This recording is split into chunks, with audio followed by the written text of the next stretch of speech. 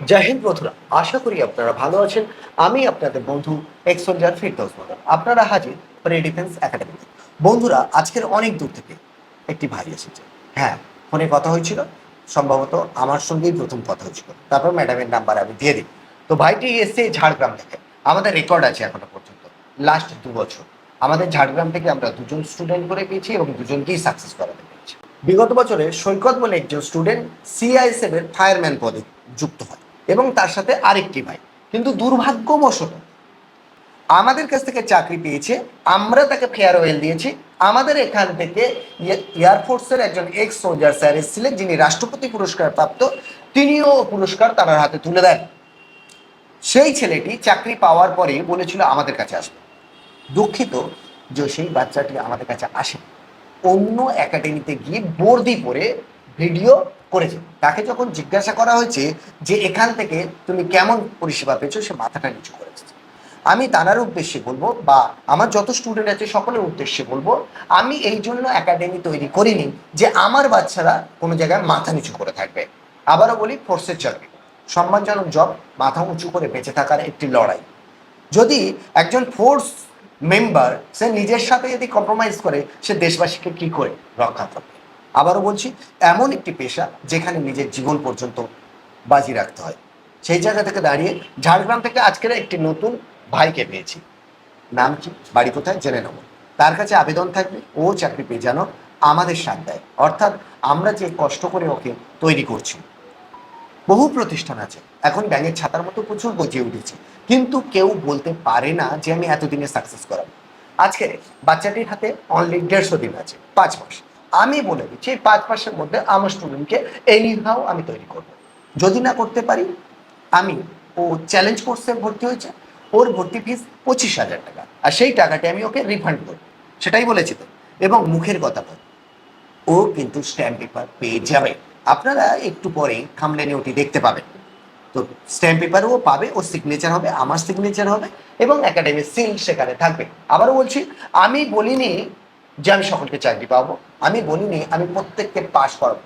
আমি বলেছি আমার এখানে থাকাকালে যদি কোনো স্টুডেন্ট ফেল করে, তার দায়ভার একাডেমির। কারণ একাডেমি তাকে দায়িত্ব নিয়ে তৈরি করছে। ও জানে না বলে আজকের 200, 300, 500, 700 কিলোমিটার দূর থেকে আমার কাছে এসছে, অর্থাৎ আমার ফেস দেখেই এসেছে। অর্থাৎ এই ফেল করলে তার দায় এবং দায়িত্ব আমার থাকবে।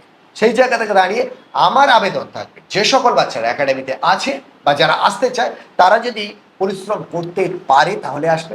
আমি আগামী 100 দিনের মধ্যে, আমি আগামী 100 দিনের মধ্যে ওই বাচ্চাকে একদম যোগ্য একজন স্টুডেন্টে পরিণত করব, এবং ওর গায়ে বর্দিটি তুলে দিয়ে আমি মনের দিক থেকে শান্তি পাবো এবং একটি সুকুন পেয়ে যাব।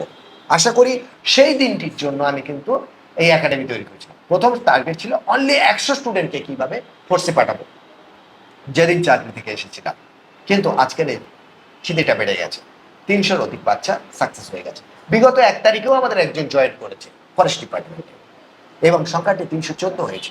আজকের আবারও বলছি, এই বাচ্চারা যখন সফল হবে, শুধুমাত্র এদের পরিবার আনন্দ পাবে তেমন নয়, সাথে সাথে আমরাও অনেক বেশি উচ্ছ্বাসিত হব।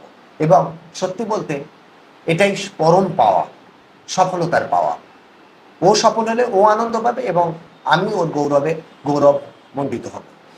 তো ভাই, তোমার নাম কি, কোথা থেকে এসছো, যদি একটু জানাও। আমার নাম ধুলেশ্বর বেরা। কোথা থেকে এসছো? ঝাড়গ্রাম থেকে এসেছি। ঝাড়গ্রাম। কোথায় ঝাড়গ্রামে বাড়ি? গোপীবল্লভপুর। বাড়িতে কে কে আছে? বাড়িতে আমি, মা। তুমি আর মা? বাবা? বাবা নেই। সরি। পাশে কে আছে? পাশে আমার বন্ধু। বন্ধু? তা বন্ধু চাকরি পাওয়ার পরে মনে রাখবে তো?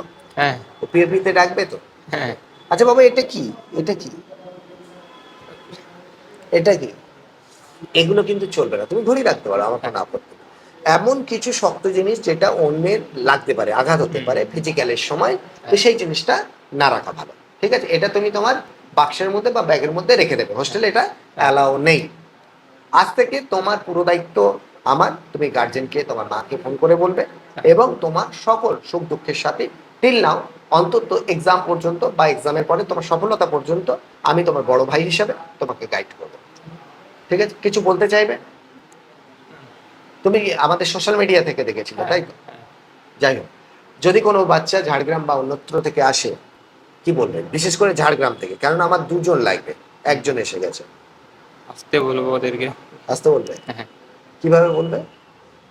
আসবে, আমার বন্ধু একটা আসবে, কিছুদিনের মধ্যে আসবে। তো দুজনেই হয়ে যাবে তো, হ্যাঁ। আর কাউকে এই আর ঝাড়গ্রাম থেকে কেউ এসো না, ও আর ওর বন্ধু আসছে, ঠিক আছে? ওদের দুজনেই সাকসেস হয়ে যাবে, তাহলে আমার কোটা পূরণ হয়ে যাবে। চলো, আসলে খুশি হব। ভালো থাকবেন, ভালো থেকো। জয় হিন্দ, জয় ভারত।